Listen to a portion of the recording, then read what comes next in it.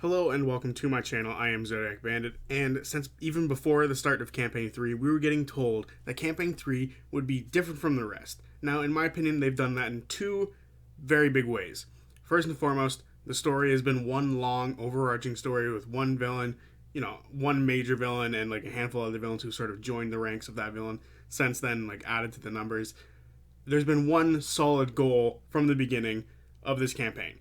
The other one is via the guests. The guests in Campaign 3, in my opinion, are a level above any of the other guests we've had in any other campaign, and I want to talk about that in this video today, so let's get started. So, two things before I get started. Truly, first and foremost, spoilers for Campaign 3, and maybe minor spoilers for different campaigns before it. But in this video, I want to talk about the impact these characters have had, these guest characters have had on the main crew, and the differences as to what I believe truly makes Campaign 3 guests just that much better, in my opinion. So, like I said, spoilers, and then we're going to talk about the impact and the exact differences as to why I believe that Campaign 3 has the best guests out of all the campaigns. First, I want to talk about the major difference between these guests from Campaign 3 compared to other guests, and that is the length and time in which they are on Critical Role. The lowest episode count for a guest in Campaign 3 is 5, and I'm pretty sure that is Bodor and Denise exclusively. Everyone else has 6 or up, which is a lot longer than most. In most campaigns, the guests would have up to 1 to 2 episodes max for most of them. There's only a handful there's only a handful that I can really count that have more than 1 to 2 episodes. Obviously, there's Zara and Cash. Those are the two. They have both. I think they have roughly 13 episodes each in Campaign 1. And then obviously Keg and Rini have more than that in Campaign 2. They have more than 1 to 2 in Campaign 2. So it's very rare for someone to have more than 2 episodes. In Campaign 3, everyone has had more than 2 episodes. They've all had at least 5. And because of that, they've been able to have a much greater impact on the characters as a whole. So now we're going to talk about impact that these guests have had. And let's start with Dorian. Obviously, he was around for the first 14 or 15 episodes of Campaign 3, and obviously his impact is still felt today. He is getting messaged every single episode, or damn near every single episode, by Orym, just to check in on him, see what's up, how he's doing. And now we're even scrying on him, seeing where he is, what he's doing, and what the rest of the Crown Keepers are up to. He even, when he left, led into the EXU Kymel 2-shot, and, depending on if you like that or not, it's still impactful. He was there to take up, 2 days back to back of Critical Role putting out videos. And it's because of him. Him and his brother went to Kymel to sort of pay off their debt. And that impact is still felt. Lots of characters love him. They were, desperately wanting to make him stay. Well, they wanted to keep him around. Most people in real life, fans, believed he was just joining the cast. They thought, well, fuck it, we have an 8th member now. We have 8 players. He fits so well. This is Robbie, fits so well with the rest of them that a lot of people truly believed that the 14 episodes was going to turn into 114 episodes. I was along that path at one point in time thinking he's been here for a while. He's probably going to stick around and continue to be on the cast. But unfortunately he left, and like I said, he's still getting reached out to this day by Orym, constantly checking in on him. They're scrying on him now, and I would imagine we're going to see more from him in another EXU style sort of video, or 2-shot, 1-shot, whatever they're going to do with them, because we need answers to his character. It is something that is truly needed. We need to know the answers, and people still want him to come back. Fans want him to come back. Everyone wants him to come back. When they got split up, a lot of people really wanted Dorian to show up because it would have been a good way to tie up his character and sort of bring him back into the fold.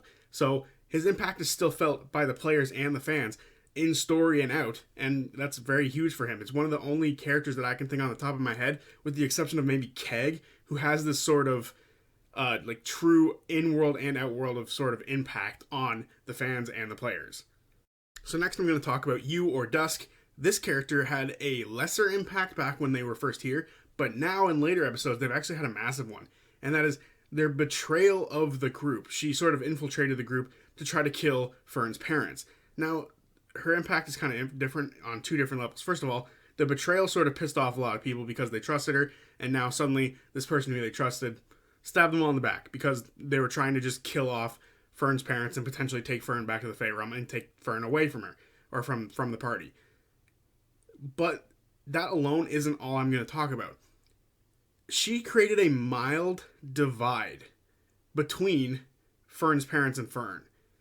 Fern didn't want you to die. Fern, in fact, said that she would go with her at one point in time, and she might even contact her later in the future. If you go back and watch it, there's a weird exchange there between them, where Fern doesn't really trust her parents, also doesn't trust you, but she spent more time recently with you to the point she actually trusts her mildly more than her mom, Birdie, at the time, which was a fun little dynamic and a strange little thing. Whether or not that still holds up, don't know. We haven't seen you since then, but that's another thing that you could always be doing. Watching the party. You has the ability to change your face, and I truly believe a lot of the times when Orym is looking around, he's potentially thinking about you stalking them. They thought about you stalking them for a while after her last appearance, and it's just a fun little story impact. This character could always just be right around the corner waiting for them, and I think it's very fun. And I also like the small little divide that was created between Fern and her parents because of this you character. I truly believe that, much like Prism did with Laudna, you might be a character that Fern travels with after, which to me sounds like it could be a little bit out of space and comes out of nowhere, but I think that little altercation proves to me there might be something there. Next is obviously Deanna and Frida, and what they did versus what a lot of other people did was they added to some of the characters' stories, specifically Chetney and FCG. These were two characters that at the time I desperately wanted to learn more about. I wanted to understand what it was for FCG to sort of not know who they are, and I wanted to learn more about their past and who they truly are. And it's same thing with Chetney. Chetney, a lot of the times, and this is a big Travis character trait, Travis characters look forward. They don't look at their past. They move past it. They run away from it. In Chetney's case, it literally is running away from their past. So when Deanna shows up and is a former flame of Chetney's, it's rather interesting because now we get to see him confront his past. And then when they're in Uthadurn, he has to confront it yet again with Ultgar and literally fleeing from Uthadurn once upon a time before because of his werewolf status. Well, fleeing the area because of Ultgar and then becoming a werewolf. But you know what I mean. He fled his past. So now he has to confront it with Deanna. And I loved seeing the dynamic between the two of them and how, they kind of had a second chance. There's more for Chetney now after everything that happens. And hopefully he doesn't roll that D100 and croak on the 100, which would be both hilarious and very sad if that ever actually happened. But then we look over at Frida and what they did for FCG, and which was huge. And it's actually been sort of reiterated by Ashton in recent episodes as to what exactly it did for FCG. First and foremost, we learned they obviously all had some sort of programming prior, and there's something within FCG that is alien to them. It's not necessarily their true programming as if something has been changed or something's been added, but it's not part of them, and this is what causes their rage. We also learned their real name, Faithful Caregiver, which is great, and I love that Frida gave FCG, or Faithful Caregiver, or Fresh Cut Grass, something else to live for, which was what was reiterated by Ashton. Ashton said that they don't really fear FCG doing the suicide thing anymore, because beforehand FCG was very much like, if everyone else has to get out and I have to stay behind, that's fine, I'll do it, I'll drive the ship into the ground. That's no longer a worry in Ashton's mind because FCG now has something or someone to live for, which is a very beautiful thing that Frida was able to add to FCG's story. So next I'm going to talk about Prism and Denise sort of in the same vein at the same time, because realistically, out of all of the guests so far who've had a big impact, these ones feel like the smallest impact, if you will. Denise puts a lot of impact or gives a lot more context to the Dariax character. That being, we saw the goofy, lovable dum-dum that was Dariax during the original EXU and then EXU Kaimal, and we sort of grew to all love him.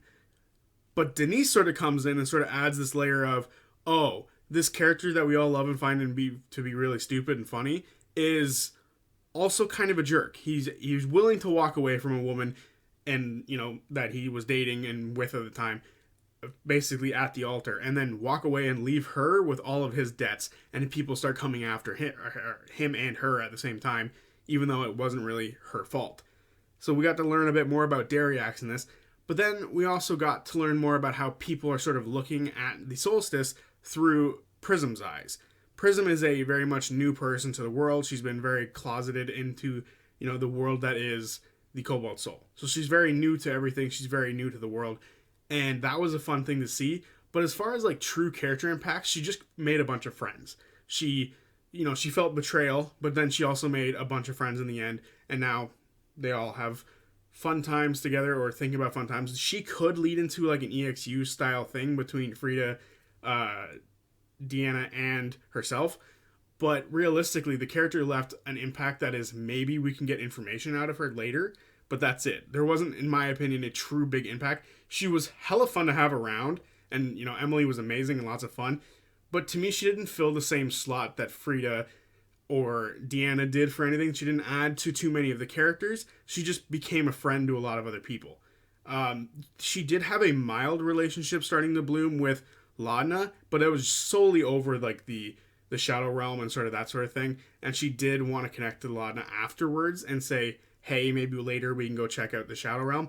But outside of that, realistically, out of all of the guests, this one is the least impactful, in my opinion. If you disagree, let me know. I would love to see what other people think about Prism's character and how impactful she was. Because there is, everyone has varying levels of impact in the campaign. And up to this point, Denise and Prism, to me, are the lowest. It used to be you, but with something else that happened very recently, you moved up a ladder. So, yeah, let me know what you guys think about Denise and Prism and their impacts in Campaign 3 so far. I'd very much like to see that. And obviously, lastly, I'm going to be talking about Bodor. If Denise, Frida, Prism, and Deanna left a positive impact on the party, and you sort of left a neutral impact on the party, Bodor left a massive negative scar on the party. What Bodor did over his portion of time was manipulate the group, make them believe that he was their friend. He was a naive farmer, sheep herder with a brother that he desperately needed to go find. And then in the end, he turned around and stabbed them in the back because he was a member of their enemy. He was an enemy the whole time, trying to potentially twist their views to make them think, oh shit, maybe the Ruby Vanguard is correct. But in the end, he was always just going to try to kill them. He literally says it a million times. I wanted to use the prismatic spray on you guys from the beginning. I wanted to just execute you. That's why one of the first things I did was shoot lightning bolts out of my back. I loved this character, and the impact is so amazing from him. First and foremost, what he did to Laudna is potentially, irreversible. It has brought back Delilah Briarwood because of his betrayal. And the betrayal only means as much as it does because it's happened once before via you. You betrayed the party, which hurt Laudna, and then this character betrayed the party, which hurt even more because they thought this guy was a good guy and he was just trying to get back to his brother with, a handful of players thinking there might be something up, mainly Denise. But what Bodor did was terrible. He broke them. He nearly killed Prism. He hurt Laudna so much to the point where she opened the door back to Delilah Briarwood, and that impact is going to be felt for the rest of the campaign as Laudna doesn't believe they should get rid of her yet. They should use her and her power to sort of help them fight Predathos now. And that sort of whole thing, they had a negative experience already, but then the negative experience of what Bodor did made their trip all the more painful to the point where every time Laudna hears something good that happened to the other cast, she is angry and upset that they had such a nicer time in Uthadern and with people. She's upset that some people had a threesome. They had a threesome over there and I got betrayed and stabbed in my back, and now all of a sudden Delilah's potentially back. That is the impact Bodor has left on the party. It's not necessarily a divide. That divide was mildly there because there are different views on if they should help the gods or not. But this character has left like a gaping wound in the back of Laudna and is now going to be felt for the rest of the campaign. And I don't think that could be said about any other character, with the exception of Keg. But what Keg did wasn't stab somebody in the back. It was a mistake. So this one was intentional. That one was not. And that's amazing to me. That something could be so intentional and actually leave the impact it was meant to is awesome. And these reasons are why I truly think that this campaign has had the best guests, that has the most impact. We've spent the most time with most of these guests. It's not just been a one shot or a 20-minute shot in the case of Spurt, even though I love Spurt, and don't get me wrong, I love Spurt. But we've gotten exposed to these characters, we got attached to these characters to the point when we see them leave, it hurts a lot more because we very much enjoyed having them around. Especially when the table was sort of split and we had to deal with 2 guests over here with the Wildman group, and then we had 3 guests over here with the Asilur group, and it was a lot of fun to be able to sort of have all of these guests happen sort of at the same time, and we all felt similar emotions when they all left, or when they went their separate ways, or when they betrayed everybody and died. It is a lot of fun to have these guests around compared to some of the other ones who show up for an episode or two and then just leave, and we very rarely hear about them ever again. Most of these characters, I feel like, are going to be characters who get brought up in the epilogue of this campaign. When the story is over, these characters to me sound like they're going to be characters who show up in their backstories again and have fun with them. And Prism and Laudna specifically. Laudna's probably going to mention how she and Imogen go to the Shadow Realm and spend time with Prism and have fun there. And I could definitely see Fern going to the Feywild with you, and I can definitely see Frida and FCG staying together and living in Uthadern. Same with Chetney and Deanna. It's a possibility there as well. So many of these characters have left an impact that could be felt after the campaign that I truly think that these have to be considered the best guests. And of course, Dorian. I have no doubt in my mind that Dorian is going to show up again for these characters. Maybe Orym and Dorian will hang out again in Zephyra, because I feel like Dorian probably fits really well in Zephyra compared to at home. We haven't seen one that he's like at home, but I have the feeling that he's much more of a free spirit who would belong better in Zephyra. So all of these characters have left a huge impact, with Bodor as well. Of course, Bodor won't be mentioned in any epilogue, but you know what I mean. These characters are all characters who I could see being brought up later on in life for these players, which is really cool, and potentially the only ones who could actually ever truly be able to say that about. So, to me, these are the best guests. If you disagree, let me know down below. I would love to hear what you think. Until then, see ya.